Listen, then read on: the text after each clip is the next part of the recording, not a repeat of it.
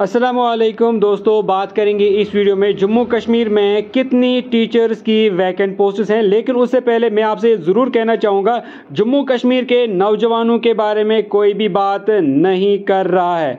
Video को जितना हो सके उतना आप लाइक भी करेंगे, शेयर भी करेंगे ताकि आपकी आवाज़ आगे पहुँचे। क्या वजह है कि जम्मू कश्मीर में टीचर्स की रिक्रूटमेंट नहीं हो पा रही है? अगर वैकेंट पोस्ट्स हैं स्कूल्स में, कॉलेजेस में या दूसरे कई इंस्टीट्यूट्स में, तो उनमें टीचर्स की रिक्रूटमेंट क्यों नहीं हो रही है? जब हम टीचर्स की वैकेंट पोस्ट्स की बात करते हैं, अगर हम जम्मू डिवीज़न में ही देखें तो जम्मू डिवीज़न में जो टीचर्स की पोस्ट्स वैकेंट हैं उनमें जम्मू डिवीजन में मास्टर पोस्ट्स यानी टीचर जो मास्टर लेवल की पोस्ट्स हैं वो 1665 पोस्ट्स वैकेंट हैं। इसी तरह अगर हम जम्मू डिवीजन में लेक्चरर पोस्ट्स की बात करें तो तकरीबन 2218 पोस्ट्स लेक्चरर्स की जम्मू डिवीजन में अभी वैकेंट हैं। इसी तरह अगर हम हेड मास्टर पोस्ट्स की बात करें जो कि वैकेंट हैं जम्मू डिवीजन में, वो तकरीबन 402 वैकेंसीज हैं। इसी तरह अगर हम प्रिंसिपल पोस्ट्स की बात करें तो जम्मू डिवीजन में 40 के करीब प्रिंसिपल पोस्ट जो हैं वो अभी वैकेंट हैं। और इसी तरह अगर अब हम कश्मीर डिवीजन की बात करें तो कश्मीर डिवीजन में भी इसी तरह अगर हम मास्टर पोस्ट्स की बात करें, मास्टर लेवल के जो पोस्ट्स रहेंगे टीचर्स की, तो वो हैं 1671। और इसी तरह अगर हम कश्मीर डिवीजन में लेक्चरर पोस्ट्स की वैकेंट पोस्ट्स की बात करें तो वो हैं तकरीबन 1957। इसी तरह अगर हम हेड मास्टर पोस्ट्स की बात करें जो कि वैकेंट है अभी कश्मीर डिवीजन में, वो हैं 300। इसी तरह अगर हम ओवरऑल देखें तो अभी जम्मू कश्मीर में मास्टर्स की तकरीबन 3336 पोस्ट्स वैकेंट हैं। लेक्चरर्स की 4175 पोस्ट्स वैकेंट हैं। हेड मास्टर्स के लिए तकरीबन 702 पोस्ट्स वैकेंट हैं। प्रिंसिपल के लिए 40 पोस्ट्स वैकेंट हैं। और इस तरह जम्मू कश्मीर में कुल मिला के जो टोटल पोस्ट्स टीचर्स की वैकेंट है अभी वो है 8253। अब मसला यहाँ पर ये है कि अगर हमारे पास इतनी सारी टीचर्स की वैकेंट पोस्ट्स हैं तो उनको फिल क्यों नहीं किया जाता? आखिरकार हमारे नौजवानों की क्या खता है जिन्होंने बड़ी बड़ी डिग्रियां हासिल की हैं? कुछ ने तो पीएचडी भी किया हुआ है, किसी ने नेट किया है, किसी ने सेट किया है, किसी ने मास्टर्स किया है, बीएड किया है, एमएड किया है, एमफिल किया है। तो वो बच्चे जो हैं वो ओवर एज हो रहे हैं।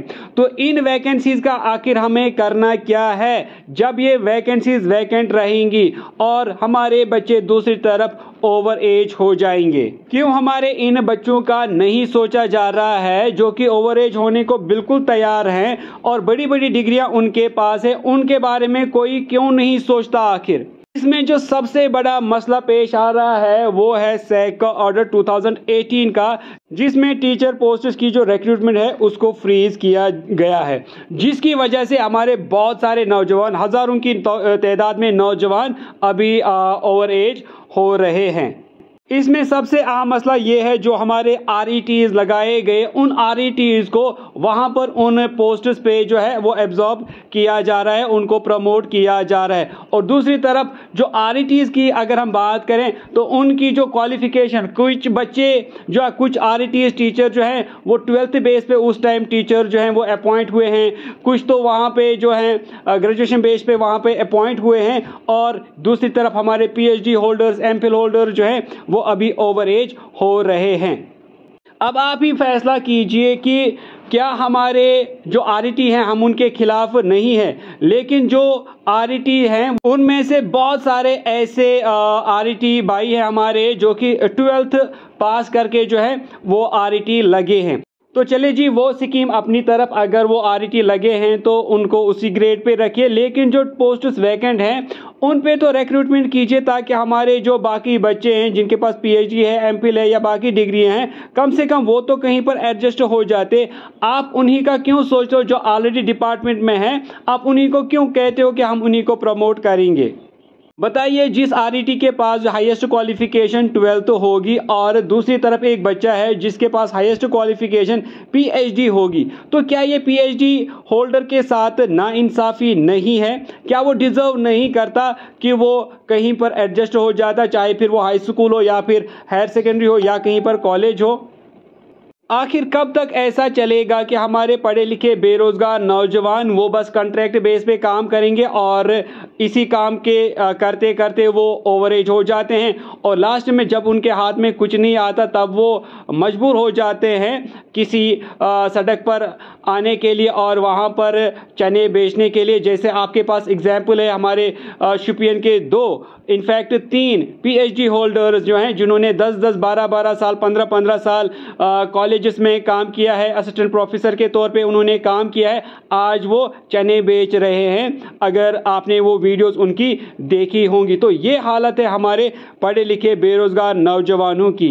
तो किसी को तो इन पढ़े लिखे बेरोजगार नौजवानों के बारे में सोचना होगा। ये जो वैकेंट पोस्ट्स हैं, मेहरबानी करके गवर्नमेंट को चाहिए कि ये पोस्ट्स को वो रिक्रूटमेंट एजेंसीज को रेफर करें ताकि इनकी एडवर्टीजमेंट हो जाए और हमारे बच्चे जो परेशान हैं इतने सालों से, खासकर वो ज़्यादा परेशान हैं क्योंकि वो ओवर एज हो रहे हैं, तो इनको रिक्रूटमेंट जो है वो रेफ़र किया जाना चाहिए, इनकी रिक्रूटमेंट होनी चाहिए और बच्चों को मौका दिया जाना चाहिए कि वो इन वैकेंसीज़ के लिए पार्टिसिपेट कर पाएँ। बाकी वीडियो के बारे में आपकी क्या राय है, इन पोस्ट के बारे में आपकी क्या राय है, आप भी हमारे साथ नीचे कमेंट सेक्शन में लिखकर ज़रूर शेयर करें। तो दोस्तों मिलते हैं नेक्स्ट वीडियो में, तब तक के लिए टेक केयर एवरीवन।